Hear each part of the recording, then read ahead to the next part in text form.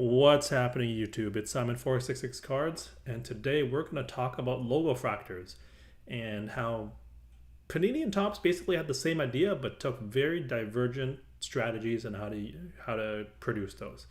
Before I get started, if you're new to the channel, please subscribe and join me for a weekly video talking about business, economics, and data analysis within this sports card hobby. All right, let's jump into it. So this year, Topps created these really cool looking logofractor cards. These look awesome, and they are quite the hit. And you can see this Julio Rodriguez, and I think this honestly, this card looks amazing. Go to basketball, they did something this year too. They had these 75th anniversary refractors or silvers, what do you want to call them? 75th anniversary cards, another parallel. And honestly, these don't look as good because they don't, the 75th anniversary diamond doesn't go all the way across in the middle like the logo refractor does here, which I think makes it look better. It's only the image of the player that is covered up along with the various insignias. Whereas this is just on the outside. But alas, this still looks pretty good. It looks pretty good. That is basically where the similarities end. Here's what Topps did. Topps has, multiple different brands here. There's Topps Chrome, the regular one, Ben Baller, whatever that is, black, and they created a special logofractor edition of their baseball cards. And so this is how it works. You buy these special logofractor boxes or packs, or boxes, and in a mega box they have 10 exclusive logofractor cards. So you get 5 regular chrome packs, and then you get 2 with the with 2 exclusive logofractor packs, and you get 5 cards in them. That's why you get 10 cards.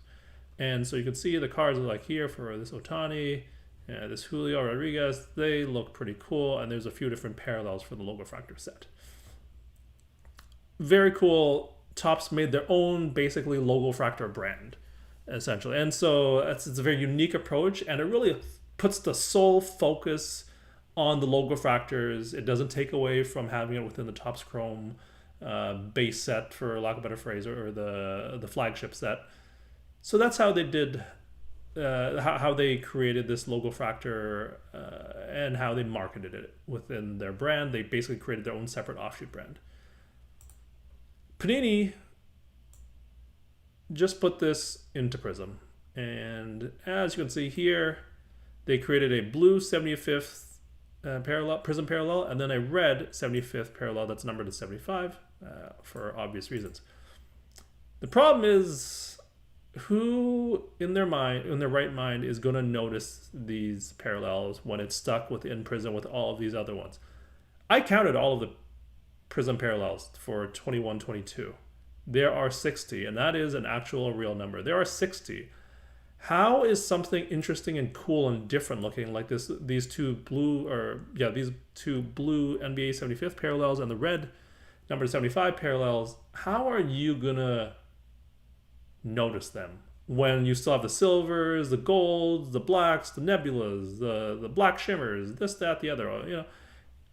It's gonna get lost. Like, there's no way for someone to be like, oh, you know what I want? I want the NBA 75th anniversary one.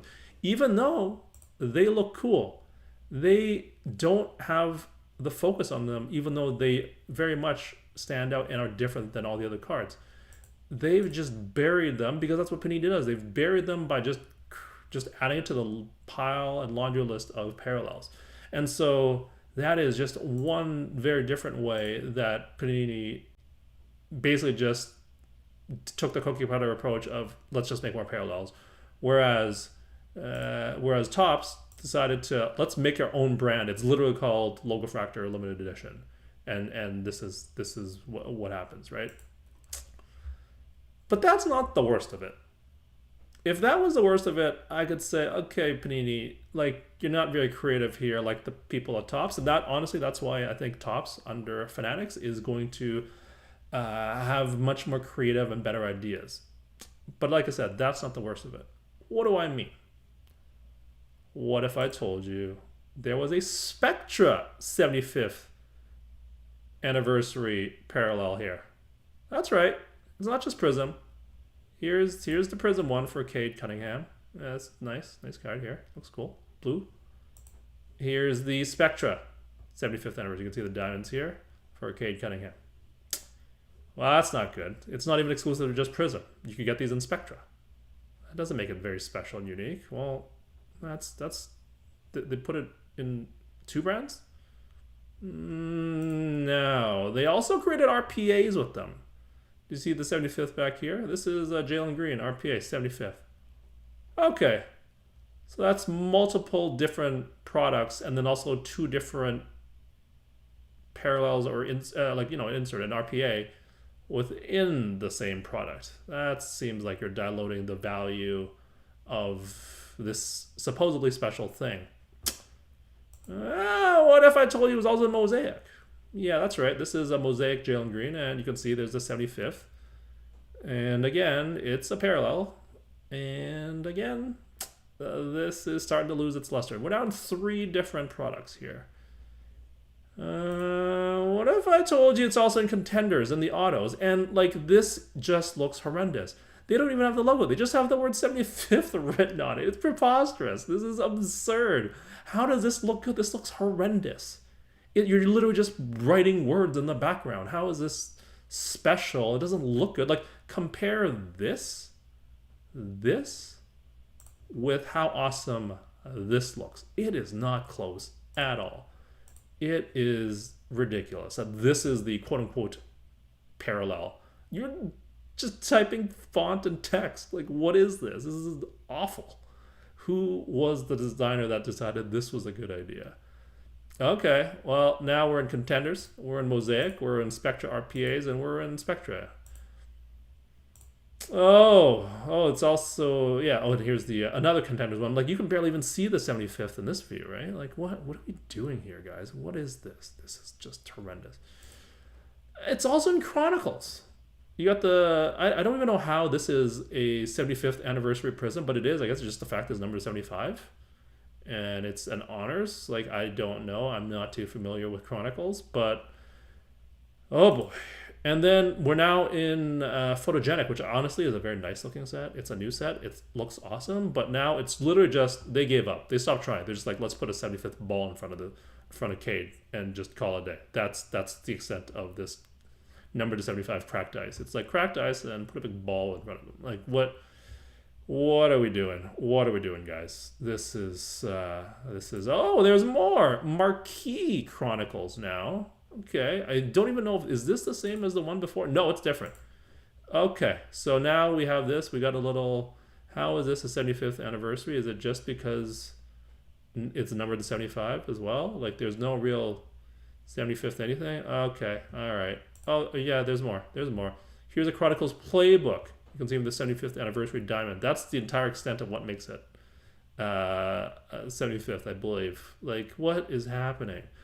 What is happening? Like, how is this? Like, why are you diluting the value of how special this could have been? This is just awful. Oh, RPA, you're numbered to 75. Now that makes the, okay, National Treasures. Here we go. Another 75, another thing. I bet you it is not associated with any event. That is correct. So, yeah, no, it's just off of a rack at Dick's Sporting Goods. The Dick's 75th anniversary patch. Okay, fantastic. And so this is just, it honestly encapsulates what Panini does and how they just use anything as an excuse to print stuff into the ground. Like, look at this. This is absurd. All this.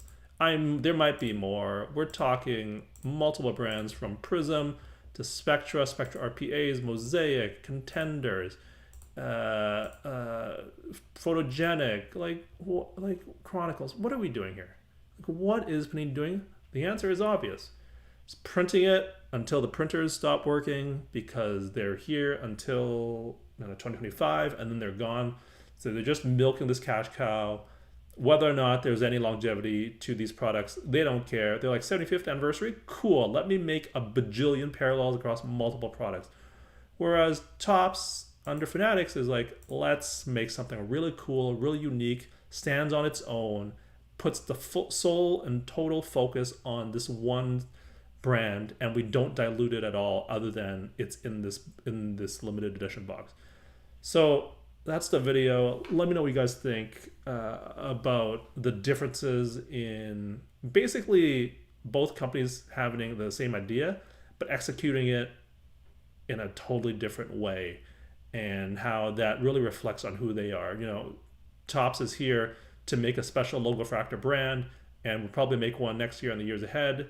And so they want to make it seem special by keeping it unique to this brand, whereas Panini just decides to go ham in all of their products, and basically none of these anniversary diamonds or parallels matter because they're everywhere. So that's it. That's the video. I hope you enjoyed it. And if you're, again, new to the channel, feel free to subscribe, and I will talk to you all soon. Cheers.